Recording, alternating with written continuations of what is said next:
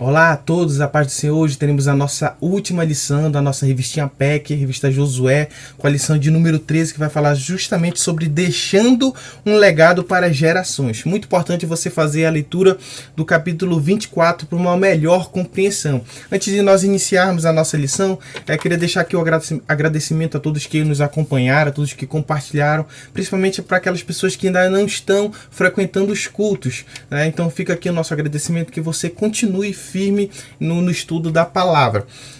O primeiro ponto vai falar justamente sobre o legado da fidelidade e conquista. A visão de mundo apresenta no livro de Josué conflita com a cultura politeísta das nações, principalmente as conquistadas. Então a gente vê que durante todo o trimestre a gente falou de um padrão que Deus queria que o povo de Israel fosse, né, justamente contrastando, totalmente diferente daquele povo que habitava ali antigamente no Canaã, que era um povo totalmente idólatra, que tinham vários deuses, Deus do sol, Deus da terra, Deus da estrela, ou seja, eles queriam justamente que o povo de Israel fosse aquele povo que adorasse apenas o Deus único e verdadeiro.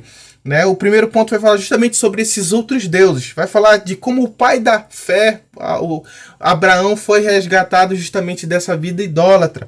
E o comentarista vai dizer como a gente tem dificuldade hoje de entender quais são esses outros deuses. Porque a gente olha para a Bíblia e vai questionar porque o povo de Israel foi assim, passado. E acaba que a gente não consegue, né, verificar como a gente também, como igreja, tem padecido adorando outros deuses. E isso no dia a dia, na nossa maneira de ser, de agir, né, algumas coisas, alguns vícios que a própria igreja tem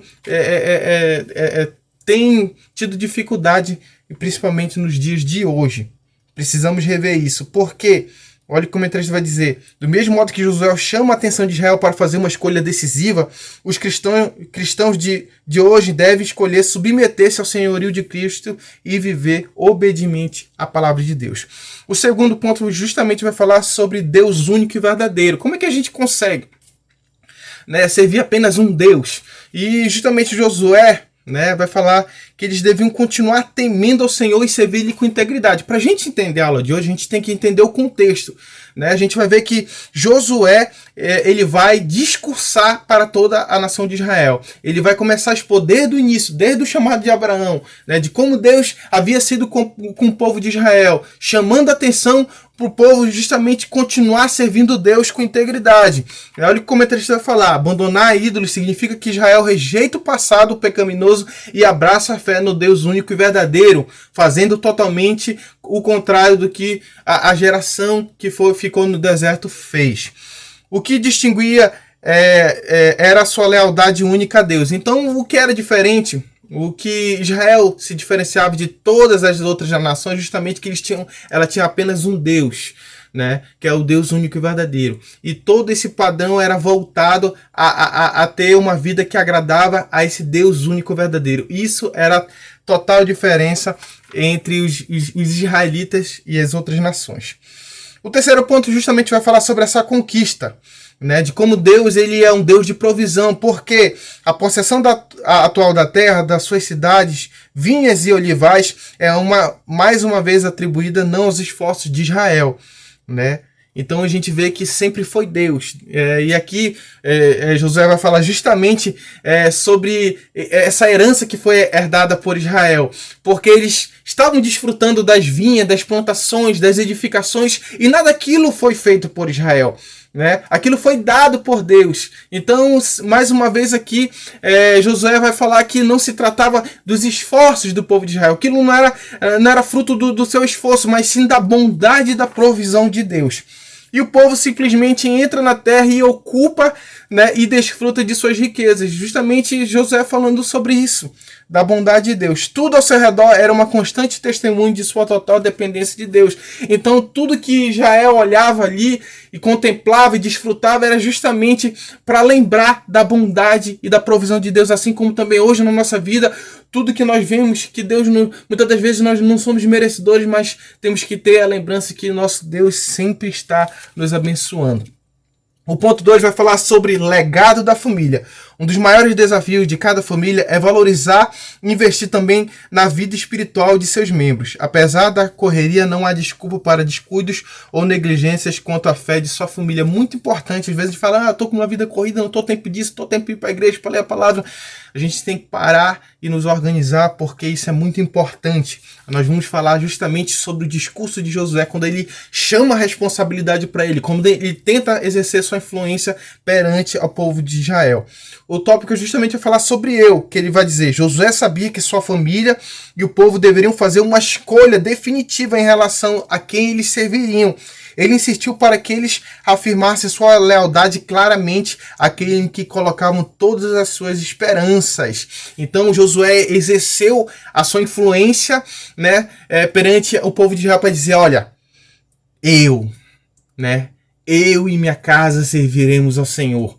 Então ele chama a responsabilidade, exerce a sua influência, porque ele tinha também o cuidado espiritual. E é isso que o líder tem que fazer, né? Ele foi muito importante nas conquistas, nas guerras, mas por quê? Por causa da sua obediência, sua devoção a Deus, que gerou o quê? Uma preocupação espiritual também com o povo de Israel.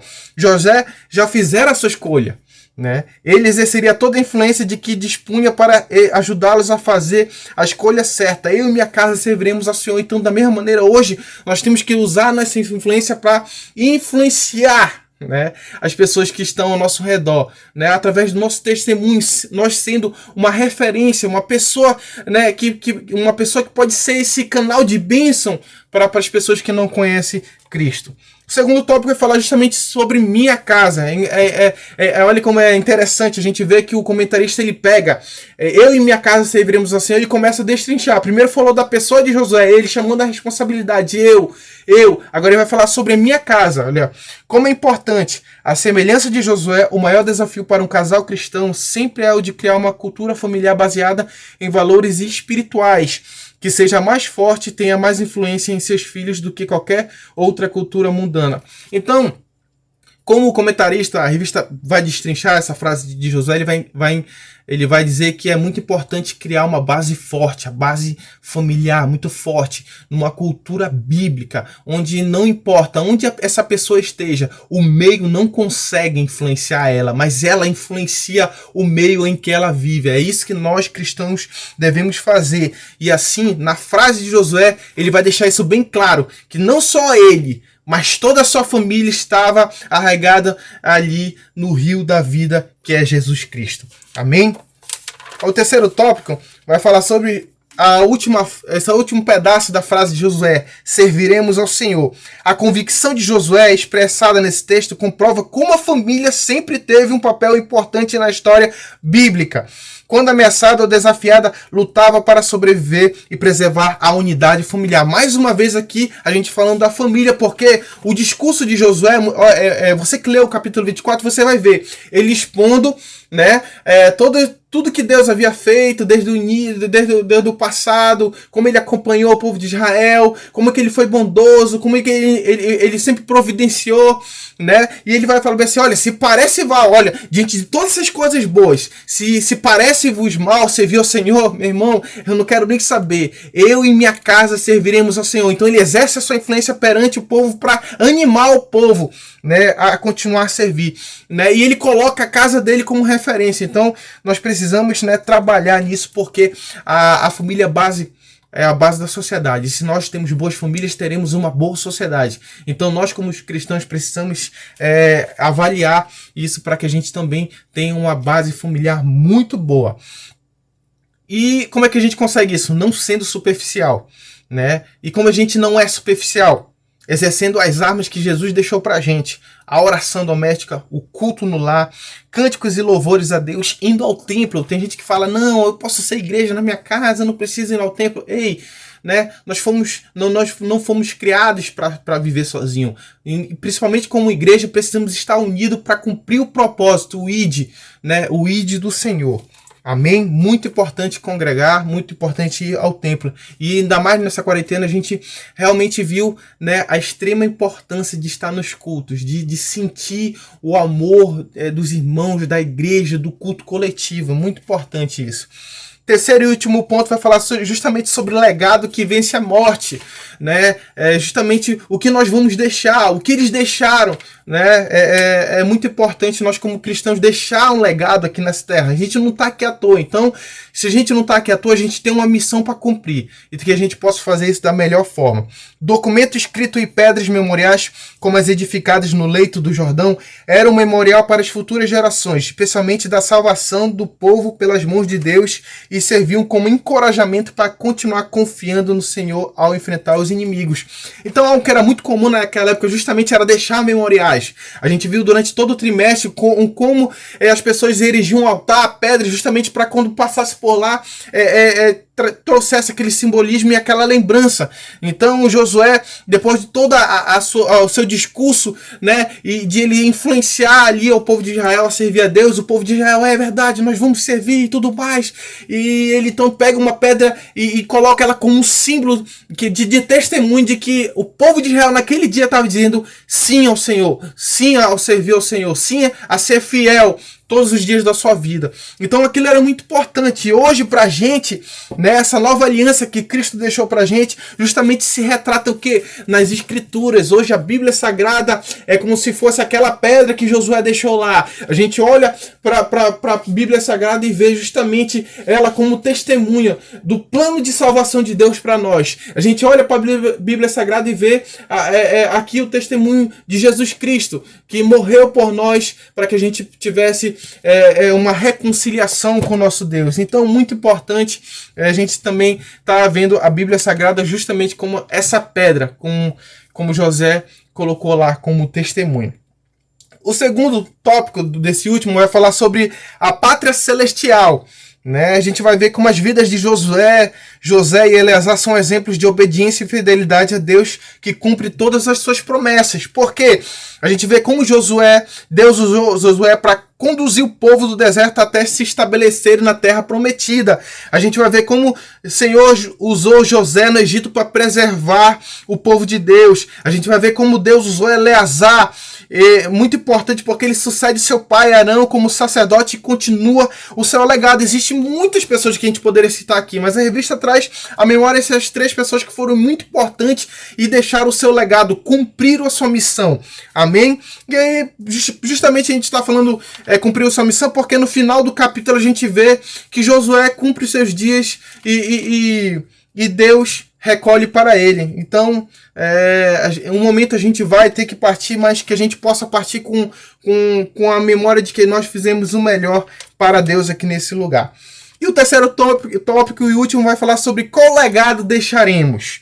Ao chegar no final do livro de Josué, somos lembrados de nossas vidas, não falo apenas a nossa geração, mas também as próximas que virão. Vê-se que por muito tempo Israel serviu ao Deus depois de Josué. De igual modo, o sacerdote Eleazar foi sepultado, mas seu filho Finéias já atuava. Então, muito importante a gente falar sobre legado, porque a geração de hoje ela não está analisando isso de maneira positiva, porque não está se preocupando em deixar um legado. A gente vê que a geração passada lutou, desbravou, né, levou o evangelho a vários lugares, e a gente vê que hoje a gente não consegue trabalhar da mesma maneira, porque a gente precisa rever muitas das coisas, e foi isso que a gente falou no início da aula, justamente rever coisas, deuses que estão nos atrapalhando por nós estarmos perdendo o foco na nossa missão como igreja. Então a gente vê para você que lê o capítulo 24, você vê que durante a vida de Josué e Eleazar, Israel permaneceu firme nos propósitos de Deus, porque tinham líderes de excelência, líderes obedientes a Deus. E hoje a gente vê justamente que um líder precisa ser assim, exercer sua influência perante todos os que o rodeiam, ser um líder de excelência espiritualmente. Mas o que a gente precisa também salientar é que a gente não precisa também ser dependente de líderes. A gente tem que colocar Jesus Cristo como referência de discipulado, de líder, de pessoa, de homem, né? Porque a partir do momento que a gente foca só no homem, né? Só no homem, a gente vê que o homem é falho, a gente pode se frustrar, como várias pessoas já se frustraram nessa vida, porque olharam apenas para o homem, mas quando a gente olha para a figura de Cristo, a gente vê coisas legais de que a gente pode levar para a nossa vida. Amém? É muito importante ter líderes de excelência, sim, mas que nós não venhamos ser dependentes, né, desse líder, mas reter o que é bom. A aplicação pessoal vai dizer que a semelhança de Josué, qual legado você quer deixar para as próximas gerações? Como você quer ser lembrado? Deus os ajudará a viver uma vida santa e produtiva, e assim vir a construir o seu legado para o bem de seus filhos e netos, no qual o Senhor seja honrado e glorificado. Amém. Então é bom a gente repensar. Você que ainda não iniciou um projeto, iniciou algo para Deus, que você possa usar essa lição para refletir. Será que eu tenho deixado o meu legado? Será que se Deus me chamar hoje, o que eu vou apresentar para Ele? Será que eu vou estar de mãos vazias? Ou será se eu já me esforcei? Será se eu já coloquei em prática o ide por todo mundo e fazer discípulos? É isso que a gente tem que ver. Porque a gente viu como Josué, Eleazar, várias pessoas foram influenciadores, deixaram seu legado, fizeram discípulos, como Moisés preparou Josué, e Josué depois, por ser preparado, conseguiu exercer ali a sua função bem, né? Então, aqui eu como pessoa só tenho a agradecer as pessoas que me acompanharam no início da minha vida cristã, que me incentivaram.